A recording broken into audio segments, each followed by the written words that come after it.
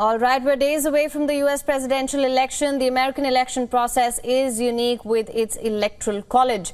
A presidential candidate must obtain an absolute majority of the electors, or 270 of the 538, to win. And our next report tells you how the entire U.S. presidential process unfolds. Take a look.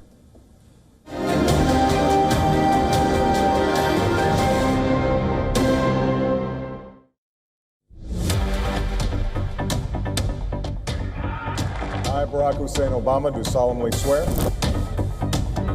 I, Joseph Robinette Biden Jr., do solemnly swear. We will make America great again. Americans elect their president every 4 years. The process is complicated, to say the least. The United States is the only country where the law decides the election date. It is always the Tuesday following the first Monday in the month of November. So this time, it is 5th of November. But the voting starts way before this day. So let's rewind a little. The process really starts with caucuses and primaries, a process where both parties, Republicans and Democrats, decide their candidates state by state. Those began early in January and wrapped up by June this time. It was only at the official convention of the parties that Donald Trump and Kamala Harris were officially chosen as the nominees, along with their running mates, of course. Then came the debate night. The September 10th presidential debate hosted by ABC was one of the many turning points in this election season. The vice presidential nominees also faced each other on October 1st in a debate hosted by CBS. Now we come to the crucial part, voting.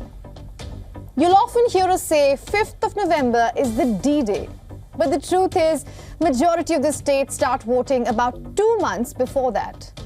In the total of 50, 47 states and the District of Columbia allow some kind of early voting. The 39 states marked in blue allow in-person voting as well as mail-in ballots. Then there are the 9 orange states that have some conditions put in place. Interestingly, there are only 3 states in America that don't allow early voting, unless one has a very, very credible reason for mail-in. In fact, records for early voting has already been broken this time. All of this leads to November 5th. And unfortunately, this is where it gets even more complicated. One would imagine that the candidate with most number of votes wins the election. But that's not the case in America. In fact, Donald Trump won the 2016 election against Hillary Clinton with lesser number of votes. So to win the election, a candidate must gain an absolute majority of 270 or more.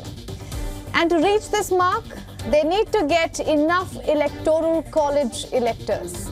Stay with me. Each state in US has electoral college electors. Imagine them as representatives of the state. And their number is always proportional to the population of the state. For example, California is the most populous state in America. It has 54 electors. And smaller states like Wyoming have only 3. And this is where popular vote comes in. Let's go back to our example of California. The voters there have received a ballot something looking like this. While it will have the names of the candidates, the voters won't be directly voting for the president. Instead, they are just simply telling their state which candidate they want. The state then uses these votes to appoint electors accordingly. Let me explain that with numbers. If Democrats have won 28 electoral votes and Republicans have won 26, the entire state will be given to the Democrats. So the number of votes don't really matter, as long as a party has the majority. To make matters worse, there are 2 exceptions here, Maine and Nebraska, which distribute them proportionally. Now, following this complex procedure, all votes are counted after November 5th. And with a process like this, it could take days for the final result. Like in the last election of 2020, President Joe Biden's win was announced 4 days after Election Day. It could be less or more this time, but either way, the Constitution dictates that the President will take charge at 12:01 p.m. on January 20th. Stay with me, Ananya Datta, for more such explainers on the US elections.